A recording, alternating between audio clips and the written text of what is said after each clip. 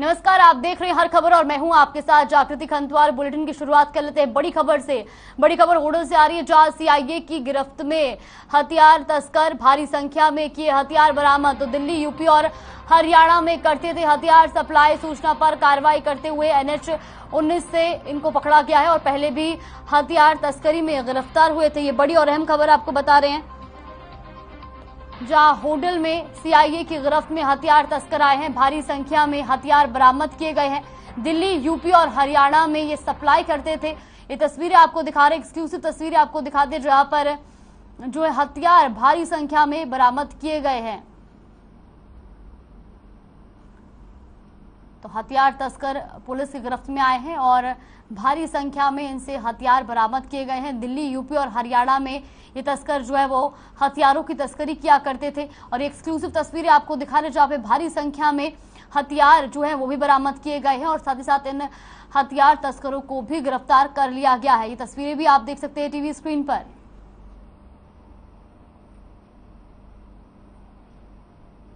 CIA की गिरफ्त में हथियार तस्कर, भारी संख्या में किए हथियार बरामद। दिल्ली, यूपी और हरियाणा में करते थे सप्लाई।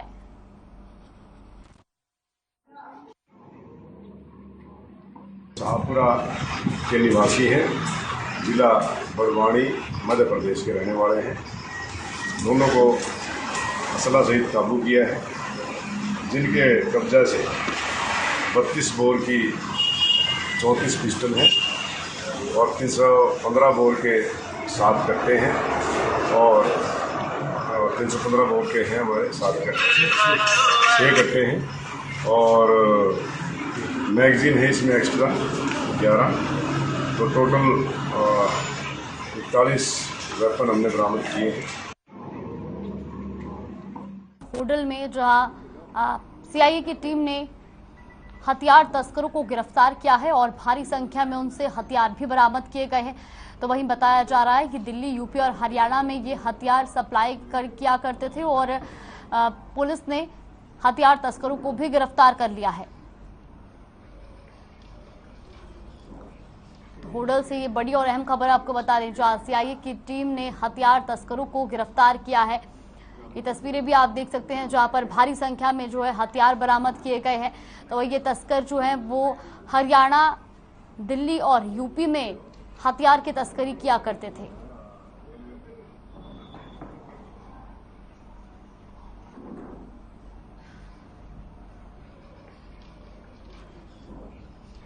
सीआईए की गिरफ्त में आए हथियार तस्कर, भारी संख्या में सीआईए की टीम ने हथियार बरामद किए हैं। दिल्ली, यूपी, हरियाणा में ये हथियार सप्लाई किया करते थे। तो वहीं आपको बता दें कि भारी संख्या में ये हथियार भी जो है वो बरामद किए गए हैं।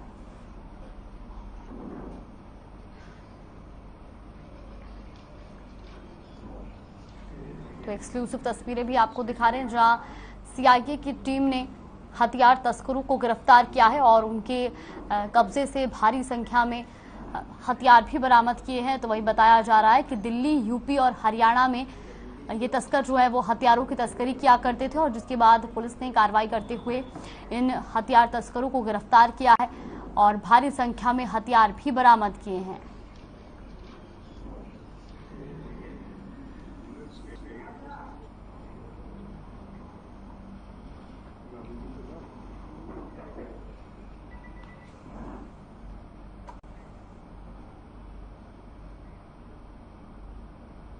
और इसी खबर पर ज्यादा जानकारी के लिए हमारे सहयोगी हरिओम भारद्वाज हमारे साथ जुड़ गए। सबसे पहले हरिओम, आपसे ये जानना चाहेंगे कि पुलिस ने जो है हथियार तस्करों को गिरफ्तार किया है, क्या कुछ पूरी जानकारी मिली है और कितने तस्कर इसमें गिरफ्तार हुए हैं?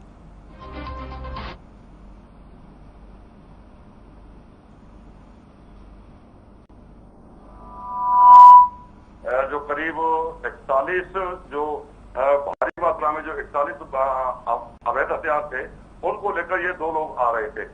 जो क्योंकि ये हरियाणा यूपी बॉर्डर, होडल के पास हरियाणा यूपी बॉर्डर पड़ता है, तो यूपी बॉर्डर पर ये किसी ट्रक में से बताया जाता है कि उतरे और उतर के ये पैदल अपना जो वही इनका सीआईए का जो बॉर्डर के नजदीक की नाका है, तो वहां ये उस नाके को पार करने की कोशिश कर रहे थे, लेकिन बरकरार उनके मुखबिर पुलिस के जो द्वारा जो मुखबिर थे वो उनकी पीछे से ही करते आ रहे थे और पूरी मुखबिरी के साथ जैसे ही वो होटल ओजीना ड्रेन के निकट सीआईए के निकट पहुंचे तो उनको गिरफ्तार कर लिया, जिसके कब्जे से जो बताया जाता है कि 41 जो वेपन थे, जो अवैध हथियार थे, वो उनसे बरामद किए हैं और इसमें 2 लोगों को इसमें गिरफ्तार किया है। जी जागृति। जी बिल्कुल, और आगे इन पर क्या कुछ कार्रवाई की जा रही है और कितने, जिस तरीके से जानकारी मिली थी कि पहले भी इन पर इस तरह की जो है हथियार तस्करी पहले से करते आ रहे हैं, तो किसकी सूचना पर जो है ये कार्रवाई सीआईए की टीम ने की है?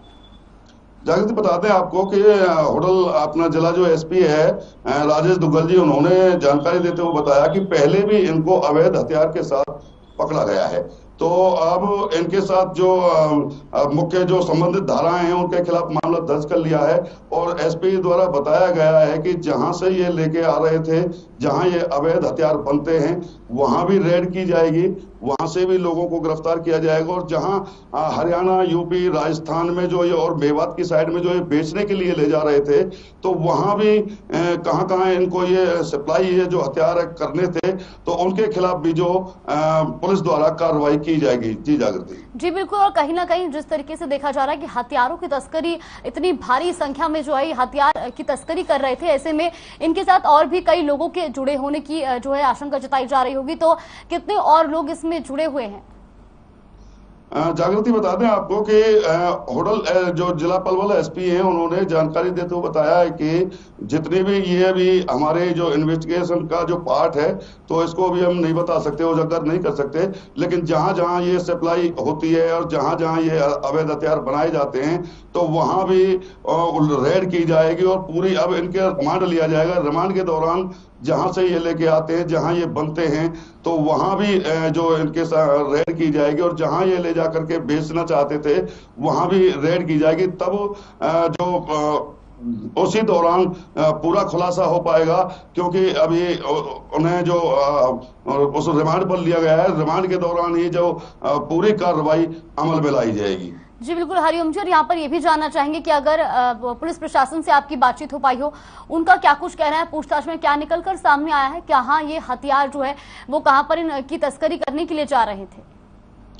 ये बता दें आपको कि जिला एसपी ने प्रेस कॉन्फ्रेंस द्वारा जो बताया गया था कि हरियाणा, यूपी और राजस्थान और मेवात की साइड में ये लाकर के जो इन हथियारों को जो गैंगस्टर होते हैं उनको ये वहां ले जा करके सप्लाई करते हैं। और ये है एक हरियाणा में सबसे बड़ी मात्रा बताया है, एसपी ने बताया है कि हरियाणा में सबसे ज्यादा मात्रा में होटल सीआईए पुलिस को यह कामयाबी मिली है और राजेश दुग्गल द्वारा जो बनाई गई टीम के द्वारा जो यह वेपन पकड़ा गया है, तो यह हरियाणा में सबसे ज्यादा हथियार होटल सीआईए को पकड़ने में सफलता हासिल हुई है। जी जागृति। जी बिल्कुल हरिओम, बहुत बहुत धन्यवाद आपका हमारे साथ जुड़ने के लिए और तमाम जानकारी हम तक पहुंचाने के लिए। मुख्यमंत्री मनोहर लाल कुरुक्षेत्र के दौरे पर रहे, जहां सीएम ने अनाज मंडी में बाबा मक्खन शाह लबाना और बाबा लखी शाह बंजारा की राज्य स्तरीय जयंती समारोह में हिस्सा लिया। मुख्यमंत्री मनोहर लाल इस समारोह में मुख्य अतिथि थे और इस दौरान मुख्यमंत्री के साथ खेल राज्य मंत्री संदीप सिंह, विधायक राजकुमार कश्यप, विधायक सुभाष सुधा, पूर्व मंत्री कृष्ण बेदी सहित अनेक लोग भी मौजूद थे। तो तस्वीरें आप देख सकते हैं जहां पर कुरुक्षेत्र दौरे पर सीएम मनोहर लाल रहे, तो वही प्रदेश स्तरीय जयंती समारोह में सीएम बतौर मुख्य अतिथि वहां पर शामिल हुए।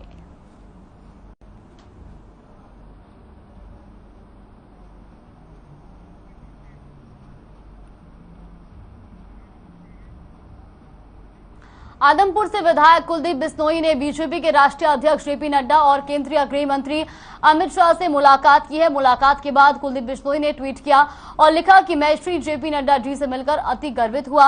उनका सहज और विनम्र स्वभाव उन्हें औरों से अलग दिखाता है। उनकी सक्षम अध्यक्षता में बीजेपी ने अभूतपूर्व ऊंचाइयों को देखा है। मैं उन्हें उत्तम स्वास्थ्य और दीर्घ आयु की कामना करता हूं। तो वही अमित शाह को लेकर कुलदीप बिश्नोई ने ट्वीट किया कि अमित शाह जी से मिलना एक वास्तविक सम्मान और खुशी की बात थी। एक सच्चे राजनेता, मैंने उनके साथ बातचीत में उनकी आभा और करिश्मा को महसूस किया। भारत के लिए उनका दृष्टिकोण विस्मयकारी है और अपनी जुबान के लिए सरे राह हो जाना बहुत कठिन है, अमित शाह हो जाना, ऐसा भी उन्होंने अपने ट्वीट में लिखा है। तो तस्वीरें भी आप देख सकते हैं जहां पर कुलदीप बिश्नोई ने गृह मंत्री अमित शाह और बीजेपी के राष्ट्रीय अध्यक्ष जेपी नड्डा से मुलाकात की और उस दौरान उन्होंने ये तस्वीरें भी जो है वो ट्वीट की हैं और साथ ही साथ उन्होंने अपने ट्वीट में दोनों नेताओं की जमकर तारीफ भी की है।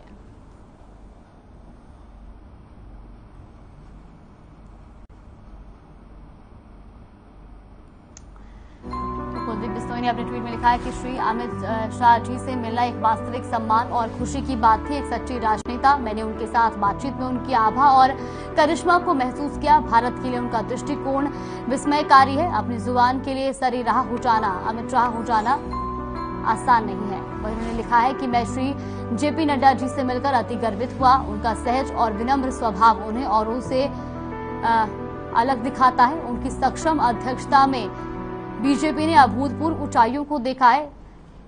मैं उनकी दीर्घ आयु और अच्छे स्वास्थ्य की कामना करता हूं।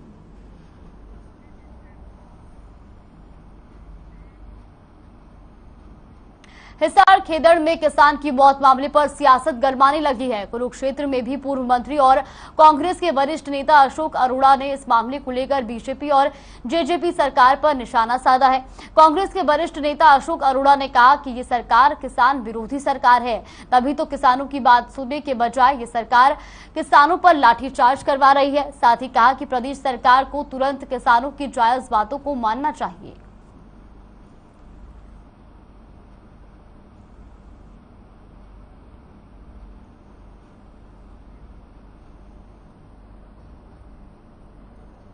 हरियाणा प्रदेश की सरकार पूरी तरह किसान विरोधी सरकार है। किस प्रकार से कल खेदड़ के अंदर वो किसान काफी दिन से जो धरने में बैठे थे और मांग अपने लिए नहीं कर रहे, गौशाला के लिए खेदड़ के प्लांट की राखी की मांग कर रहे, धरने पे उनकी बात सुनने की बजाय, उनकी समस्याओं का हल करने की बजाय उन पे लाठीचार्ज किया गया, उन पे वाटर कैनन का इस्तेमाल किया गया। एक किसान की दुखद मौत हुई है। ये सरकार पूरी तरह इसके लिए जिम्मेवार है। इससे पहले भी जब किसान आंदोलन का लड़ाई तो दिल्ली से थी, परंतु क्योंकि ये किसानों के खिलाफ है। फरीदाबाद में कन्हैया लाल हत्याकांड के विरोध में और नुपुर शर्मा के बयानों के समर्थन में हिंदू महासभा की ओर से महापंचायत का आयोजन किया गया, जिसमें सैकड़ों की संख्या में हिंदू संगठन से जुड़े लोगों ने पहुंचकर अपना अपना विचार रखा। जिन्हें सुरक्षा के मद्देनजर भारी संख्या में पुलिस बल भी मौजूद दिखाई दिया। देश में लगातार हो रहे हिंदुओं के साथ अत्याचार के विरोध में महापंचायत का आयोजन किया गया। महापंचायत में पहुंचे हिंदू संगठन के लोगों से जब बात की गई तो उन्होंने बताया कि यदि आज भी हिंदू समाज एकजुट नहीं हुआ तो आने वाले समय में हो रहे हिंदू समाज के ऊपर अत्याचार रुकने का नाम नहीं लेंगे। वहीं उन्होंने कहा कि इस महापंचायत का पूरे तरीके से फायदा तब साबित होगा जब हिंदू संगठन के लोग गांव-गांव और गली-गली जाकर लोगों को जागरूक कर हिंदू संगठन से जोड़ने का काम करेंगे।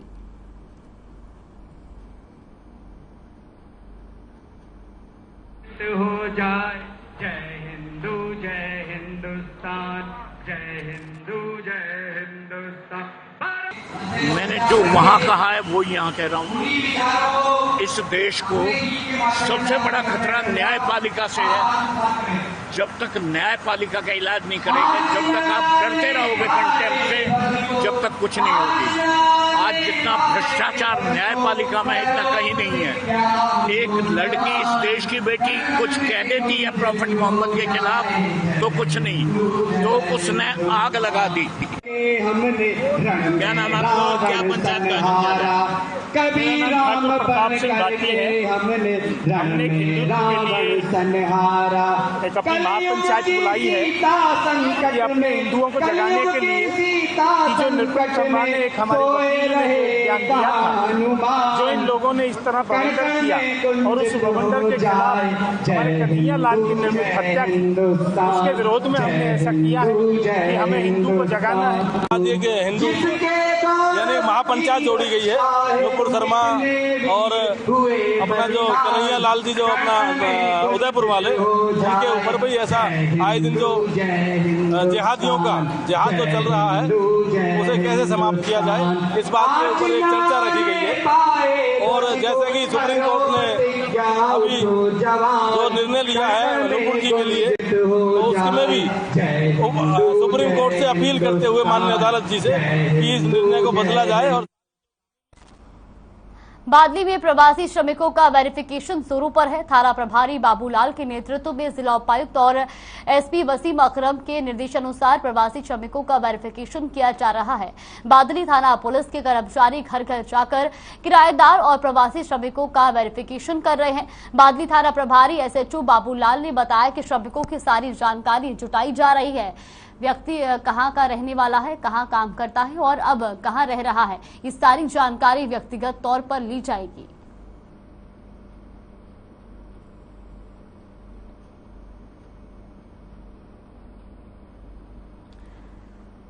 तो प्रवासी श्रमिकों का वेरिफिकेशन जारी है, घर घर जाकर ही वेरिफिकेशन हो रहा है। आप ये तस्वीरें भी देख सकते हैं जहां पर लोगों से उनकी व्यक्तिगत जानकारी जो है वो ली जा रही है और इन सभी प्रवासी श्रमिकों का वेरिफिकेशन किया जा रहा है।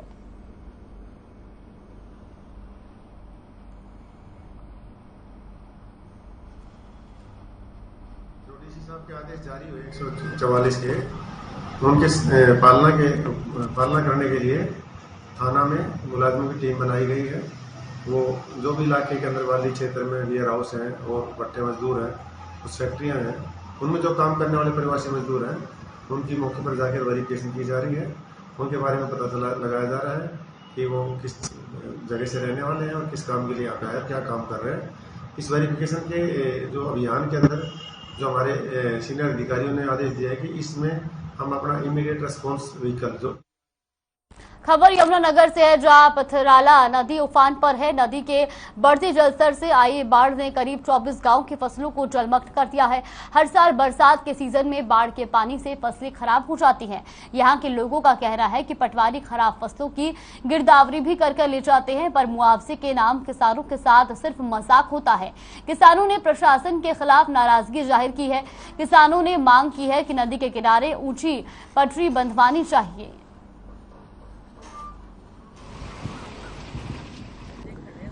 तो यमुनानगर की तस्वीरें आपको दिखा रहे हैं जहां बाढ़ के पानी से फिर से जो है फसलें बर्बाद हुई हैं। 24 गांवों की फसलें इस बाढ़ के पानी से प्रभावित हुई है। तो वहीं आपको बता दें कि पथराला नदी जो है वो उफान पर है और ऐसे में बाढ़ के पानी से कई गांवों की फसलें जो है वो बर्बाद हुई हैं। ऐसे में जो किसान हैं उनका भी कहना है कि पटवारी गिरदावरी करके तो ले जाते हैं, लेकिन मुआवजे के नाम पर किसानों के साथ सिर्फ मजाक होता है।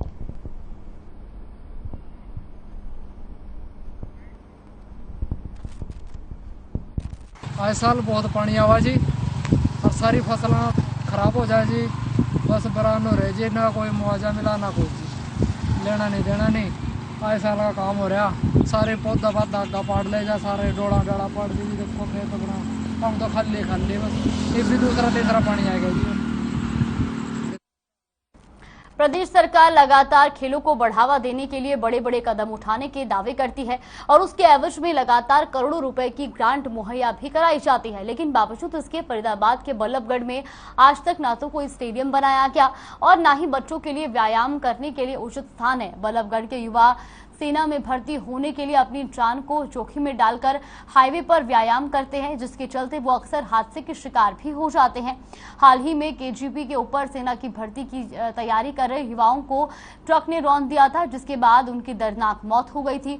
इससे साफ अंदाजा लगाया जा सकता है कि प्रदेश सरकार के दावे खोखले साबित हो रहे हैं, क्योंकि लगातार स्टेडियम की मांग युवाओं की तरफ से की जा रही है, लेकिन बावजूद इसके अभी तक उनकी मांगों के ऊपर ध्यान नहीं दिया गया है। तो वही जो युवा हैं वो मजबूरन हाईवे पर व्यायाम करने को निकलते हैं और ऐसे में कई बार वो हादसे के शिकार भी हो जाते हैं।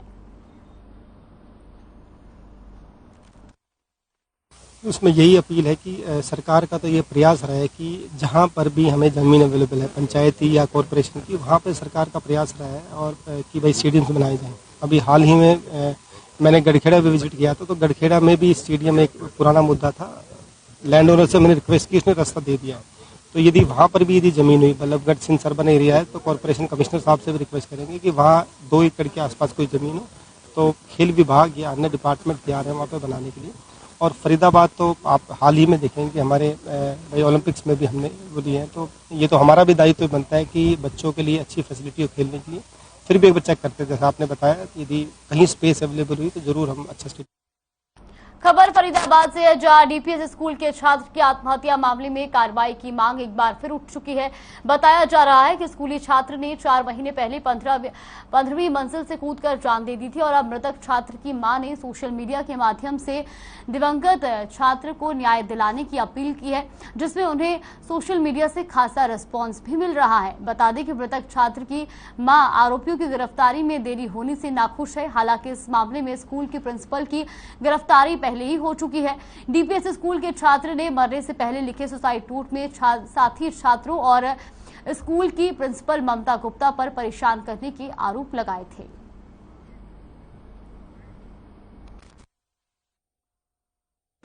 जिनकी वजह से वो जा रहा है इस दुनिया से, उसने क्लियरली मेंशन किया है। और इस केस में सिर्फ उसके सुसाइड नोट से ही नहीं सारी कहानी पता चलती है।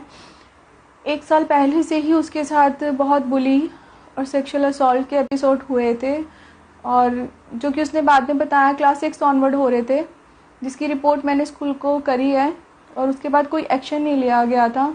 देन उसकी पैनिक सिचुएशन, डिप्रेशन के एपिसोड स्टार्ट हो गए थे, जिसके चलते उसको बहुत सारी परेशानियां आ रही थी। मैं भी एज ए मदर बहुत ज़्यादा स्ट्रगल कर। हांसी मॉडल टाउन में स्थित शमशान भूमि की धोखाधड़ी से रजिस्ट्री होने के बाद उसकी असेसमेंट करने के मामले में हाईकोर्ट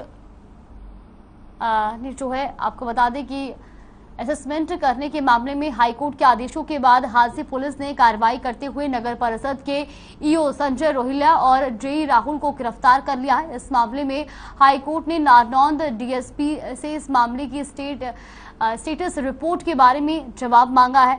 शमशान भूमि मामले में पहले भी 2 लोगों की गिरफ्तारी हो चुकी है, लेकिन अब पहली बार नगर परिषद के अधिकारी इस जांच की लपेटे में आए हैं। पुलिस ने हाल ही में बहादुरगढ़ नगर परिषद के ईओ संजय रोहिल्ला और राहुल जेई को गिरफ्तार कर कोर्ट में पेश कर जेल भेज दिया है। वहीं नायब तहसीलदार जयवीर सिंह ने खसरा नंबर 1332 पर जो है वेरिफिकेशन की मांग की है।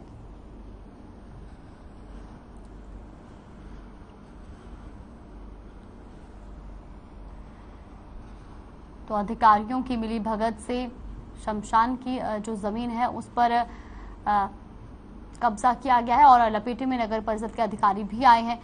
तो बता दें कि शमशान की जमीन पर जो है कब्जा करने का ये पूरा मामला बताया जा रहा है और इसमें अधिकारियों की मिली भगत होने से ये काम हुआ है, ये भी बताया जा रहा है।